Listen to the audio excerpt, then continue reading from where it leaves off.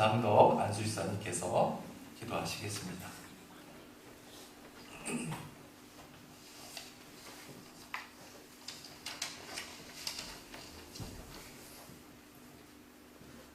사랑이 많으신 하나님 아버지, 오늘 또 저희를 예배하는 자리로 불러주셔서 감사드립니다. 눈을 들어 자연을 보면 얼마나 아름다운지요. 하나님께서 창조하시고 통치하시는 이 세상을 보며 하나님을 찬양하지 않을 수 없습니다. 짙은 녹색이던 숲도 어느덧 붉은색과 노란색으로 변하고 있습니다. 하나님께서 정하신 시간표대로 흘러갑니다. 우리의 인생도 이와 같다는 사실을 깨닫게 하시고 젊음이 때도 잠깐이요 부와 명예도 잠깐임을 기억하게 하여 주시옵소서. 오직 하나님 안에서 영원한 것을 바라며 소망하게 하시고 주님의 음성에 귀 기울이며 살아가는 인생이 되게 하여 주시옵소서. 아멘. 올 여름 유난히 비와 폭염과 자연재해로 인해서 많은 목숨과 집을 잃고 힘든 시간을 보냈습니다. 또한 세계 곳곳에서 전쟁과 기근과 재난으로 인하여 많은 사람들이 고통 속에 살아가고 있습니다. 하나님 아버지, 그들을 위로하여 주시고 어떠한 상황에서도 하나님만의 인도하심을 믿고 따라가게 하여 주시옵소서. 주님이 이끄시는 대로 주님의 말씀을 사모하게 하여 주시옵소서. 우리 세강릉 교회가 서로 사랑하는 교회, 서로 섬기는 교회, 서로 아끼고 존중하는 교회가 되게 하시고 남을 낮추기보다 나 자신을 낮추고 나 자신을 높이기보다 남을 높이는 그런 성도가 되게 하여 주시옵소서. 연로하신 성도님들 건강 지켜주시고 하늘의 소망만을 바라보게 하여 주시옵소서. 아멘. 수요 성경 공부로 말씀 전하시는 목사님 붙들어 주시고 진리의 말씀을 선포할 때 우리에게 큰 힘이 되게 하여 주시옵소서. 길이요 진리요 소망이신 예수님의 이름으로 기도드립니다. 아멘.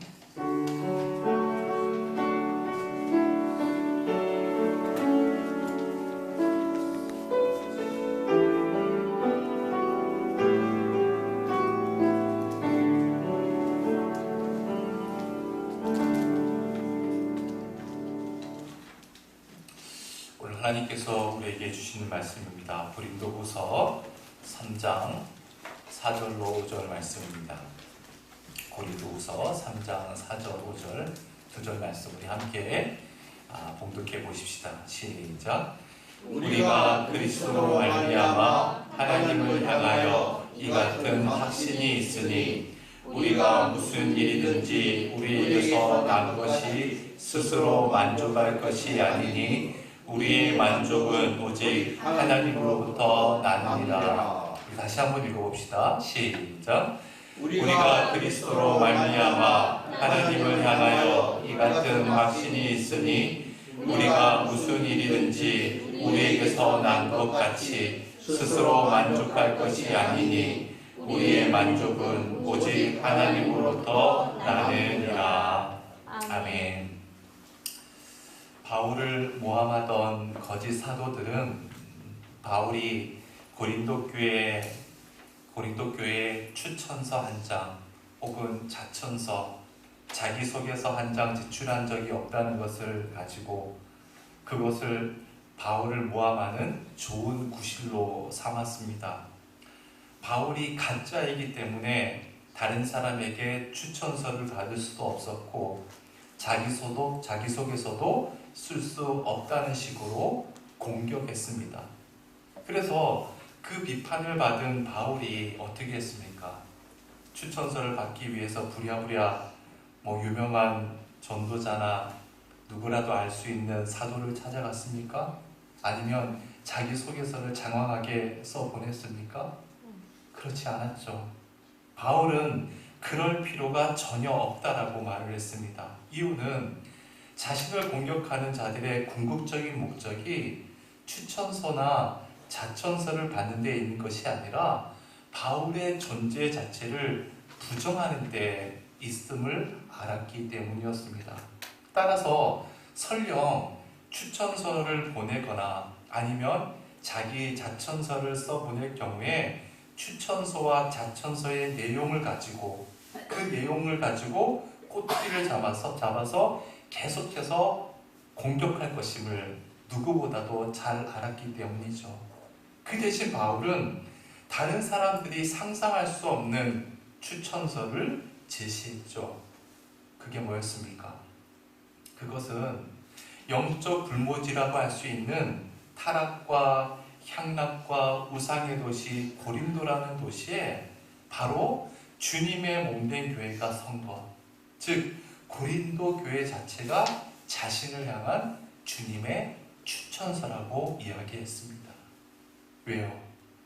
종이에 쓰여진 추천서나 자천서는 변조될 수도 있고 위조될 수도 있잖아요. 또한 언젠가는 종이에 쓴 것은 색이 변할 수도 있고 그 효력이 상실됩니다. 그러나 주님께서 세우신 고린도 교회, 즉 주님의 추천서는 영원히 그 효력을 지니기 때문이죠. 그래서 바울은 고린도 교회 자체가 자신을 향한 주님의 편지, 주님의 추천서라고 주장을 한 겁니다. 그러면서 바울은 자신의 의지나 자신의 결단 혹은 자기 개인적인 능력으로 고린도 교회가 세워졌다라고 이야기하지 않았죠. 지난주에 나눴던 말씀 중에 3장 3절 말씀 한 구절을 함께 다시 한번 복습해 봅시다. 시작. 너희는 우리로 말미암아 나타난 그리스도의 편지니 이는 법으로 쓴 것이 아니요 오직 살아계신 하나님의 영으로 쓴 것이며 또 돌판에 쓴 것이 아니요 오직 육의 마음판에 쓴 것이라. 너희는 우리로 말미암아 나타난 그리스도의 편지다. 고린도 교회가 곧 그리스도의 뭐라고요? 추천서라는 것이죠. 여러분, 여기서 나타났다라고 하는 이 헬라어 디아크네오라는 말이 무슨 말이라고 했죠? 시중든다는 뜻이라고 했죠. 바울은 자신이 고린도 교회에 가서 사역한 것을 예수님께 시중드는 것으로 표현을 했어요. 나는 예수님에게 시중들고 예수님의 심부름꾼으로 내 생명을 걸었을 뿐이라는 겁니다. 그랬더니 예수님께서 교회를 세워주셨고 바로 그 교회가 나를 위한 예수님의 추천서가 되었다. 그리고 뭐라고 합니까? 그 추천서는 먹으로 쓴 것이 아니라 살아계신 하나님의 영, 하나님의 영이 뭐예요? 성령님이죠. 성령님의 인도하심에 따라 쓴 것이라고 말하고 있어요. 끝으로 이 추천서는 돌판에 쓴 것이 아니라 어디에 쓴 것이다? 육의 마음판, 즉 심령판에 써주신 것이다. 여기서 이 돌판이라고 하는 것은 무엇을 의미한다고 했습니까? 율법을 의미한다고 했죠. 즉 고린도 교회에 몰래 침투해 들어온 거짓 사도들의 이 정체는 복음을 제대로 알지 못하는 율법주의자들이었다고 했죠. 따라서 율법주의로는 절대로 안 된다는 겁니다. 오직 육의 마음판에 쓴 것이다. 여기서 마음이라고 하는 헬라어 카르디아는 그 뜻이 심장, 생명이라는 뜻이라고 했죠. 즉 복음만 사람의 생명을 살려내고 그 심령 속에 영원한 그리스도의 추천서를 새겨주신 것이다 라고 이야기했습니다. 자, 이제 계속해서 오늘 본문은 하나님께서 바울 자신에게 부여해 주신 사도직 수행에 대한 바울의 긍지를 표현하고 있습니다. 자, 사절 말씀 우리 함께 읽어봅시다. 시작. 우리가 그리스도로 말미암아 하나님을 향하여 이 같은 확신이 있으니. 자, 바울에게는 확신이 있었다는 겁니다. 여러분, 이 확신이라고 하는 것은 4절 이전의 내용에 대한 확신이기도 하고 4절 이후의 내용에 대한 확신이기도 해요. 말하자면 이 4절 말씀은 앞과 뒤를 연결하는 교량 역할이라고 할 수 있습니다. 여러분, 우리가 지난주에 나눈 말씀 3장 1절로 3절의 내용을 한마디로 정리하면 고린도 교회가 자기를 위한 그리스도의 편지, 즉 그리스도의 추천서라고 했잖아요. 그 이야기를 바울은 그냥 공연히 해본 말이 아니라 확신을 가지고 이야기했다는 겁니다. 확신을 가지고. 그런데 여기서 중요한 것은요, 바울이 확신에 차서 고린도 교회는 나를 위한 주님의 추천서라고 했지만 그 확신이라고 하는 것이 바울 개인의 신념에 의한 것은 아니었다는 사실입니다. 이게 중요해요. 여러분, 우리 인간들이 자기 개인적인 신념에 의해서 확신을 갖는 것처럼 위험한 일은 없습니다. 왜냐하면요, 확신의 주체가 자기 자신이 될 때, 그리고 자기 개인적인 신념에 대해서 인간 스스로가 주체적으로 강력한 확신을 가지게 되면 히틀러처럼 수많은 사람을 죽일 수도 있습니다. 나폴레옹처럼 수많은 사람들을 죽음의 사지로 끌고 갈 수도 있기 때문입니다. 그래서 바울은 확신을 갖되 그것이 결코 자기 개인적인 신념의 확신이 아님을 분명히 밝히고 있어요. 자, 4절을 다시 봅시다. 우리가 무엇으로 말미암아? 그리스도로 말미암아. 그리스도로 말미암는다는 것은 그리스도로 인하여, 그리스도를 통하여 라는 말이죠. 즉 바울은 나의 이 확신은 그리스도로 인하여, 그리스도를 통하여 주어진 것이라는 겁니다. 쉽게 말하자면 이 확신의 주체가 나 자신이 아니라는 것이죠. 그런데 더 중요한 것은요, 바울은 3절을 통해 그리스도로 말미암아라는 표현으로 그치지 않았다는 거예요. 자, 보세요. 바울은 그리스도로 인한 확신이라고만 표현한 것이 아니라 이것으로는 뭔가 부족한 것 같아요. 그래서 한마디를 더 첨가하고 있죠. 그리스도로 말미암아, 그 다음 뭐라고 해요? 하나님을 향하여. 이게 중요해요. 하나님을 향하여. 자기 자신의 확신은 그리스도로 인하여 주어졌을 뿐만 아니라 하나님을 향해 있는 확신이라는 거였습니다. 여기서 하나님을 향한다는 것, 그 말이 어떤 뜻일까요? 하나님을 향했다는 것은 하나님 앞에 서 있다는 것이죠. 하나님 앞에 내가 서 있는 거예요.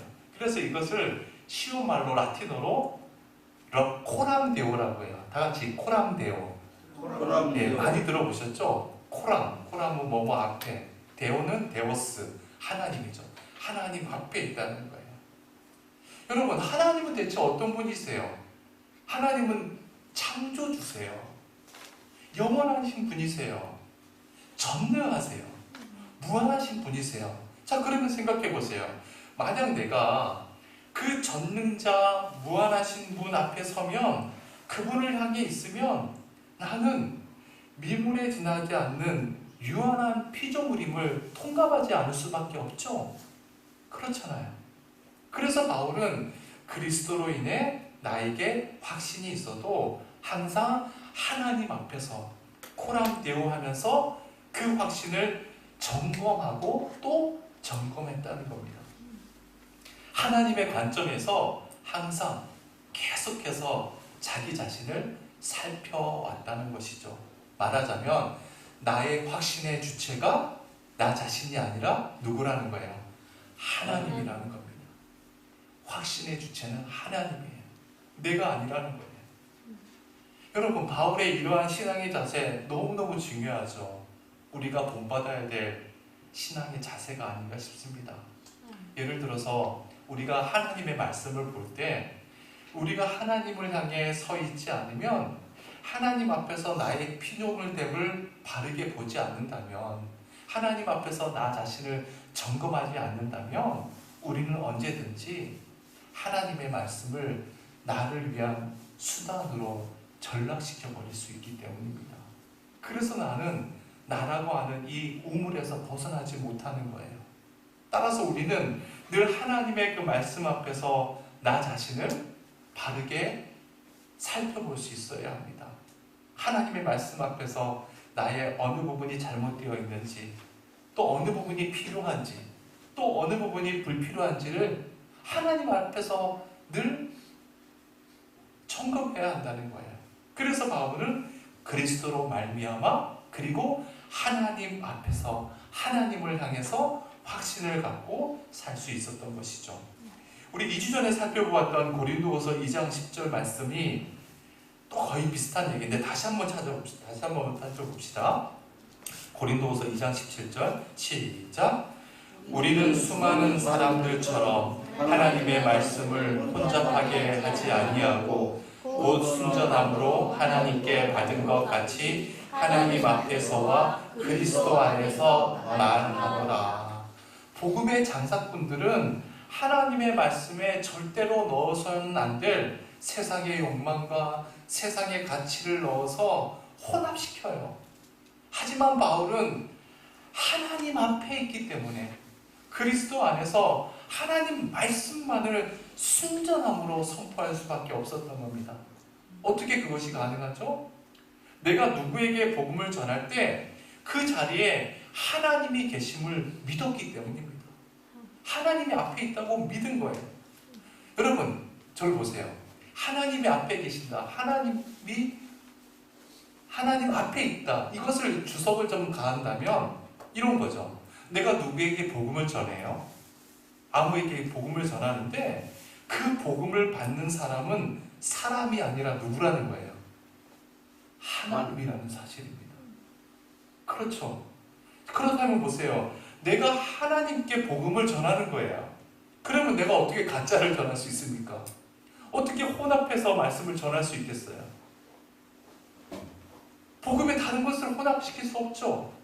이처럼 바울의 삶의 원칙은 언제 어디서나 그리스도 안에서 하나님 앞에서 코람대우였다는 거예요. 그래서 그의 확신은 하나님으로부터 주어지는 확신이었고 그가 무엇을 행하든 그것은 하나님의 뜻이었고 그가 무엇을 말하든 그것은 하나님의 말씀이었던 겁니다. 그래서 그 말씀이 결국은 뭐가 된 거예요? 성경 말씀이 될 수 있었던 것이죠. 자, 그러면 바울이 이처럼 그리스도 안에서 하나님 앞에서 확신을 가졌던 그 이유가 무엇인지 5절 말씀이 이렇게 증거합니다. 5절 말씀 함께 읽어보죠. 시작.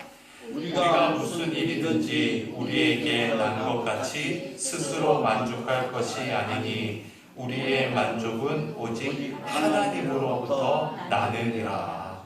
우리가 무슨 일을 하든지 내 자신이 만족의 원천이 아니라 오직 하나님만 만족의 원천이 되신다는 겁니다.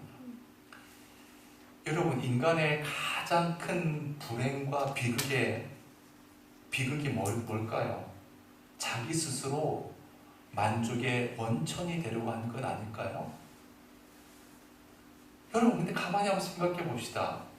우리 인간은요, 만족이 없는 존재 아닙니까? 만족이 없습니다.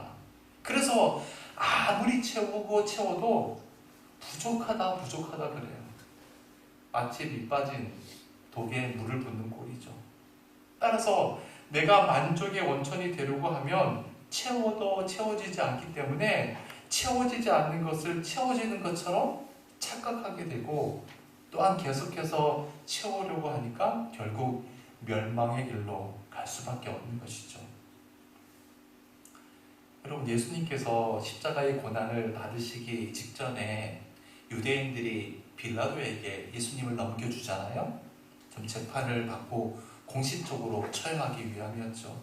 그런데 빌라도 총독은 아무리 신문을 해도 예수님에게 어떠한 죄를 발견할 수가 없었습니다. 그래서 고심 끝에 빌라도가 예수님을 풀어주려고 하잖아요. 그래서 이제 유월절을 앞두고 있기 때문에 유월절은 관례대로 죄수한 사람을 풀어주는 그런 관습이 있기 때문에 유대 민중을 향해서 이런 제안을 하죠. 여기 죄수 2사람이 있는데 이 예수라는 사람을 풀어줄까? 아니면 누구예요? 살인 강도 극악무도한 죄인이라고 할 수 있는 바라바를 풀어줄까? 이 제안을 해요.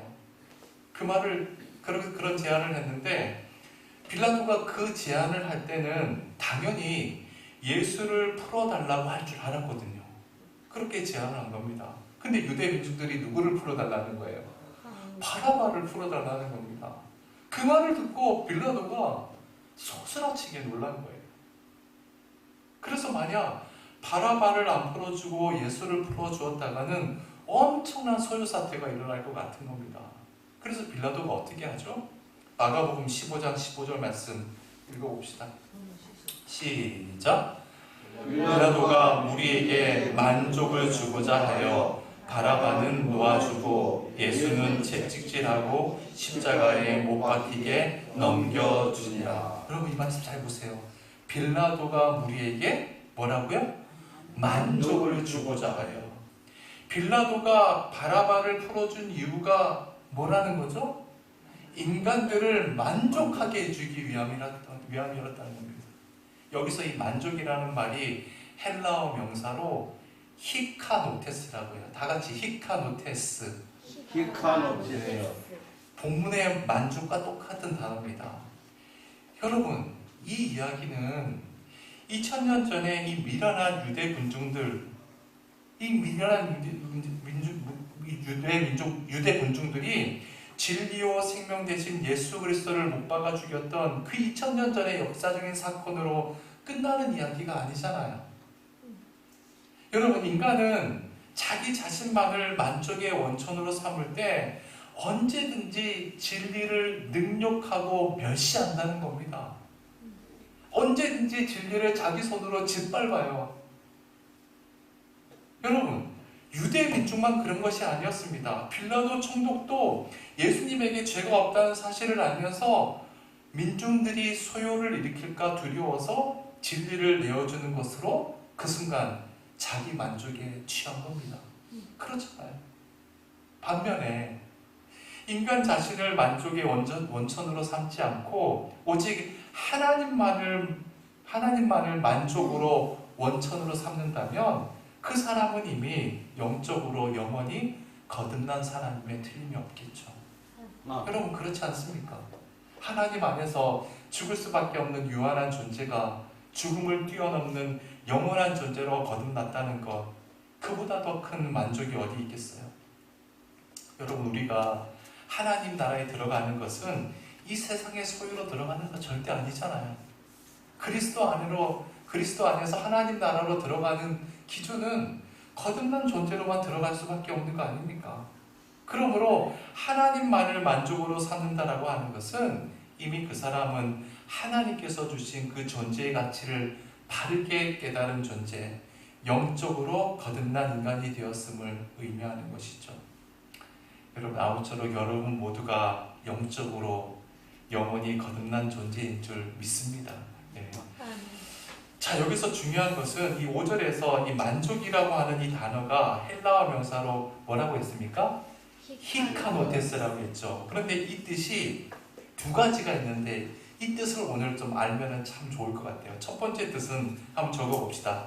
감당이라는 뜻이 있습니다. 첫 번째 뜻이 뭐라고요? 감당하다 할 때 감당이라는 명사입니다.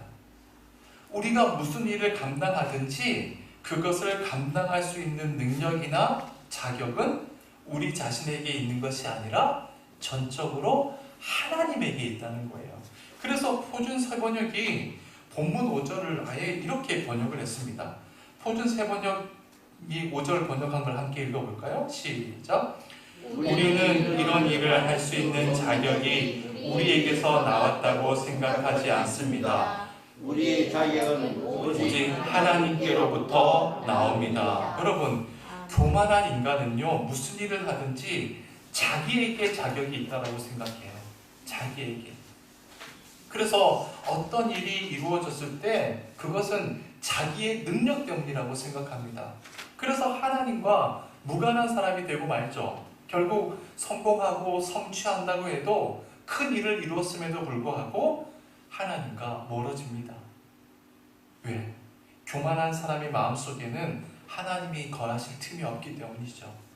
하지만 바울은 어떠한 일이든지 그 일을 감히 감당할 자격이 자기에게는 없지만 하나님께서 자격을 부여해 주셨기 때문에 할 수 있다라고 이야기하는 거예요. 왜?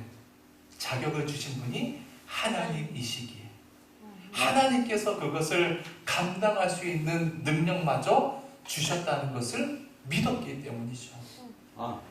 여러분, 바울이 어떻게 이렇게 겸손한 마음으로 일평생을 살아갈 수 있었을까요? 이미 바울이 우리에게 해답을 제시해줬죠. 4절에서 뭐라고 제시해줬습니까?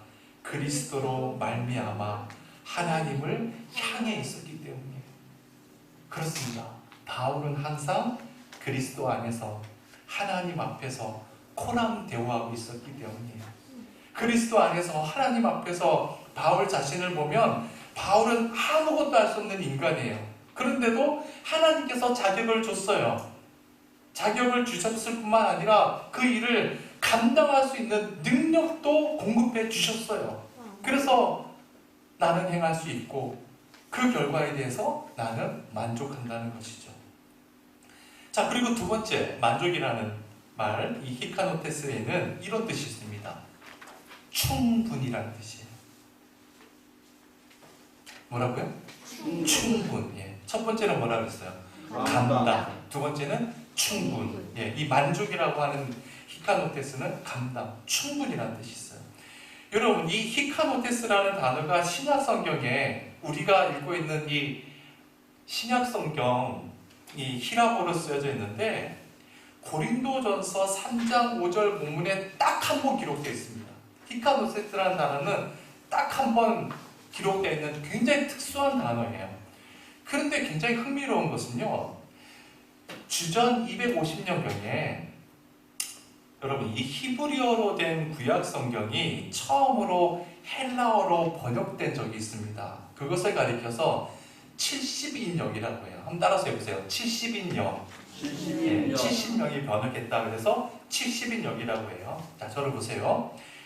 여러분, 왜 히브리어로 된 구약 성경을 헬라어 성경으로 번역을 했을까요? 헬라어로.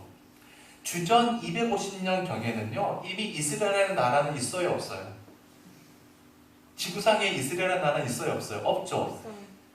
주전 586년에 바벨론에 잡혀가면서 나라는 아예 없어졌어요. 뭐 나중에 뭐 스룹바벨이 뭐 다시 귀환하곤 했지만 그래도 나라가 재건되지 않았습니다. 결국 이스라엘 나라는 다 흩어졌어요. 지중해 세계로. 그래서 유대인들이 흩어졌다 그래서 디아스포라 유대인이라는 말을 씁니다.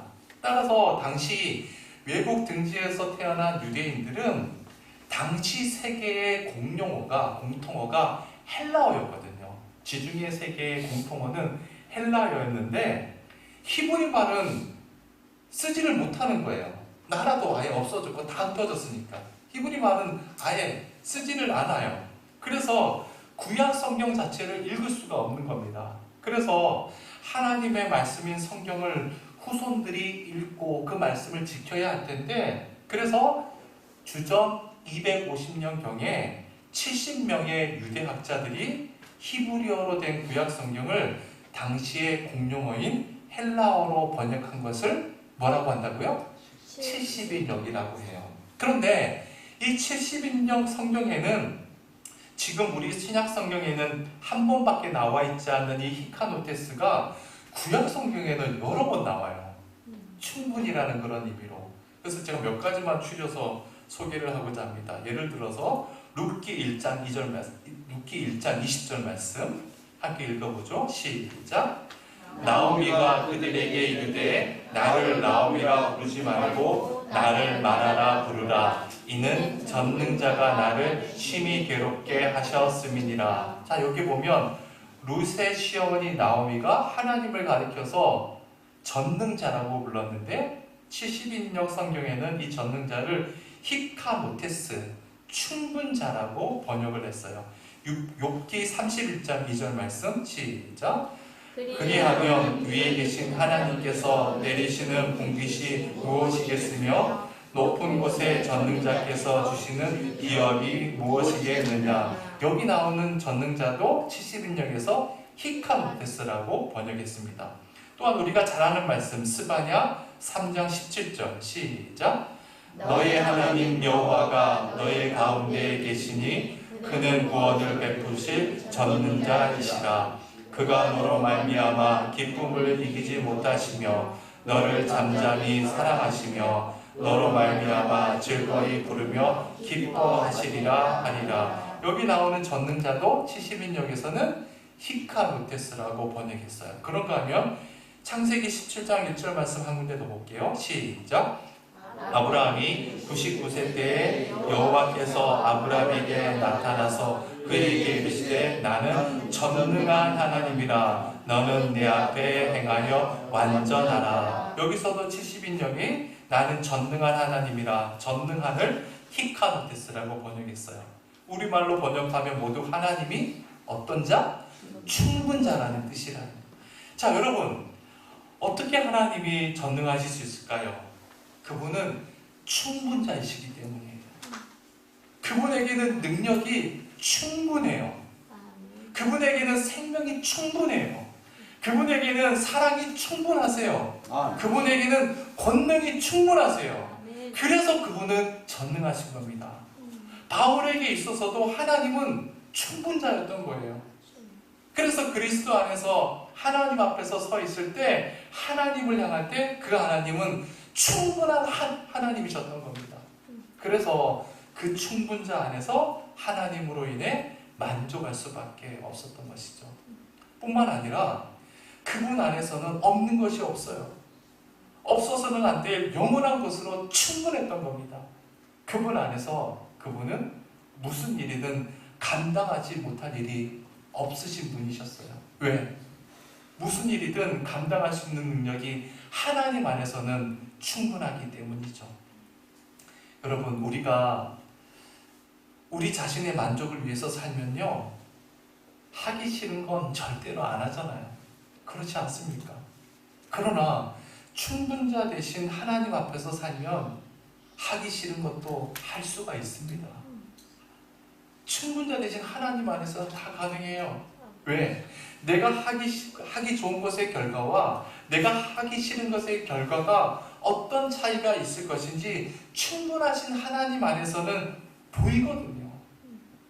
그래서 시편 기자가 이런 고백을 합니다. 시편 126편 5절 6절 말씀, 우리가 잘 아는 말씀인데 함께 읽어보죠.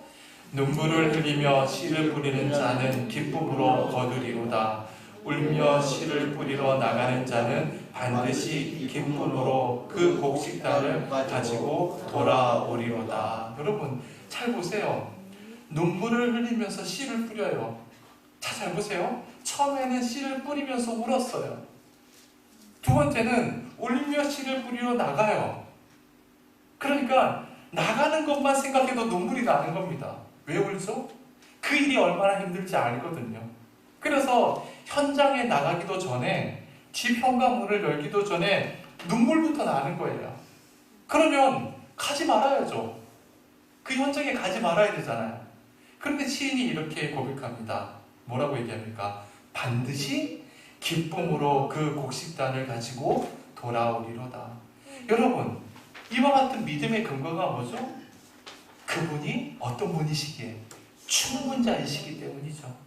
내가 울면서 씨를 뿌려도 충분자 되시는 하나님이 그 결과를 반드시 책임져 주실 정도로 충분하신 분이심을 믿는다는 거 아닙니까? 그래서 나의 만족을 위해서가 아니라 내 만족의 원천이신 하나님을 위해서 복음의 씨앗을, 진리의 씨앗을 오늘도 내일도 울더라도 뿌릴 수 있는 것이죠. 자, 바울이 디모데전서 6장 7절과 8절에서 이렇게 고백합니다. 7절 말씀부터 7절만 한번 읽어봅시다. 시작. 우리가 세상에 아무것도 가지고 온 것이 없음에 또한 아무것도 가지고 가지 못하리니. 여러분, 아무것도 갖고 가지 못한대요. 여러분, 이 말씀 정말 믿으세요? 한 번밖에 하면 못하시나요? 아무것도 갖고 가지 못한대요. 우리가 가지고 있는 것 절대 못 가져갑니다. 따라서 못 가져갈 것을 목적으로 삼으면요, 반드시 떠나고 나면 그것 때문에 화근이 나겠죠. 여러분, 잊지 마십시다. 내가 하나님 나라에 가져갈 수 있는 것은 영원한 것밖에 없습니다. 그래서 바울이 뭐라고 이야기합니까? 8절 시작. 우리가 먹을 것과 입을 것이 있은즉 족한 줄로 알 것이니라. 바울은요, 절대로 더 먹을 것이 많고 더 입을 것이 있기 때문에 족하다고 말하지 않았습니다. 여러분, 생각해 보세요. 더 좋은 것을 추구하면 내가 더 좋은 것을 가지는 순간에 또 더 좋은 것이 있기 마련이죠. 그것을 생각하기 마련입니다. 왜요? 그런 것은 다 상대적이기 때문이죠. 그래서 바울은 빈손으로 와서 빈손으로 가는 인생이기 때문에 무엇이든지 먹고 입고 걸칠 것만 있으면 나는 족하다. 바울은 충분자이신 하나님께서 항상 자신과 함께하고 계심을 믿었습니다. 그래서 그는 그리스도 안에서 하나님 앞에서 충분한 만족을 누리며 살 수 있었던 것이죠.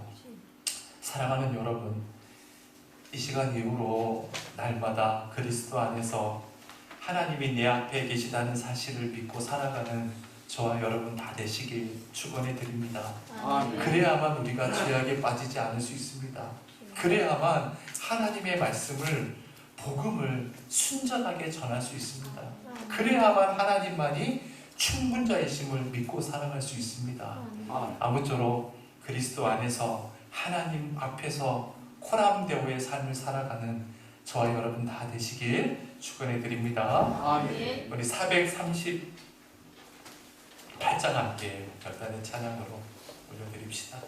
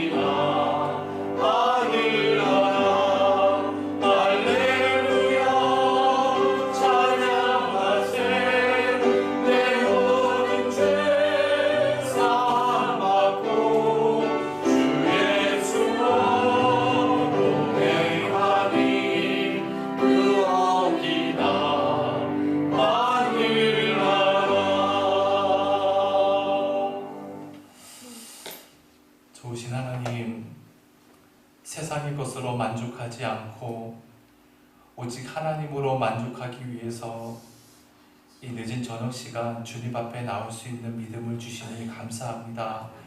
주님, 우리 모두가 이 시간 이후로 날마다 그리스도 안에서 하나님을 향해 하나님 앞에 서서 살아가는 자들이 되게 도와주옵소서.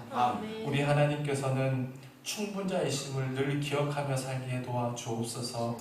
하나님께서 충분자이시기에 내게 주어진 삶이 절대적으로 만족한 것이며, 하나님께서 충분자이시기에 나에게 무슨 일을 맡겨주셨든지 내가 감당할 수 있으며, 하나님께서 충분자이시기에 내가 하는 일을 세상 사람들은 보잘것없다 할지라도 그 속에서 절대적인 가치를 날마다 새롭게 찾아갈 수 있음을 잊지 말게 도와주시옵소서.